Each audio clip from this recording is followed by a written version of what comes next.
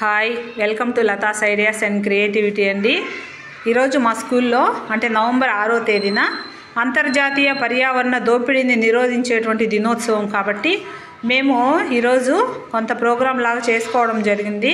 ఎందుకంటే ఈరోజు చెట్లను ఎందుకు పెంచాలి, అసలు అంతర్జాతీయ పర్యావరణ దోపిడీని నిరోధించే దినోత్సవం అంటే ఏంటి అని మేము పిల్లలతో ఈరోజు డిస్కస్ చేయడం జరిగిందన్నమాట. అయితే ఈ కాన్సెప్ట్ అంతా ఏంటంటే పర్యావరణాన్ని మనము సంరక్షించుకోవాలి, అదేవిధంగా చెట్లను ప్రతి ఒక్కరూ పెంచాలి.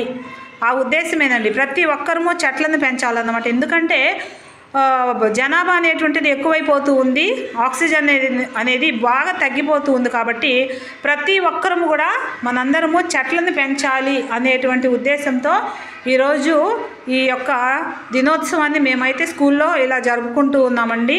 తర్వాత చిన్న చిన్న చెట్లనే పెంచవచ్చు అనేటువంటి ఒక ఐడియా కోసము నేను ఇంటి దగ్గర నుంచి ఇలాగ చెట్లను తీసుకొచ్చి పిల్లలందరికీ కూడా కొంత మంచి మాటలు, పర్యావరణాన్ని మనం రక్షించుకోవాలి అనే ఆ కాన్సెప్ట్ ద్వారా ఈరోజు పిల్లలకైతే మేము చెప్పడం జరిగింది. టీచర్స్ము ఇలాగా చిన్న చిన్న కుండీలలోనే మనం చక్కగా పెంచుకోవాలి, మన ఆక్సిజన్ని మనము రీక్రియేట్ చేసుకోవాలమ్మా అని ఈరోజు టీచర్స్గా మేమైతే మా పిల్లలకు చెప్పడం జరిగిందన్నమాట. కాబట్టి మీ అందరికీ కూడా అంతర్జాతీయ పర్యావరణ దోపిడీని నిరోధించే దినోత్సవ శుభాకాంక్షలు తెలుపుతూ ఉన్నానండి. మరొక మంచి వీడియోలో మరలా మీ ముందుకు వస్తాను. కొంతమంది సబ్స్క్రైబ్ చేసుకోవట్లేదు, సబ్స్క్రైబ్ చేసుకోండి. తర్వాత లైక్ చేయండి, కామెంట్ పెట్టండి. ఓకేనండి, మరొక మంచి వీడియోలో మరలా మీ ముందుకు వస్తాను. బాయ్ అండి. మా పిల్లలందరూ మీకు బాయ్ చెప్తున్నారండి.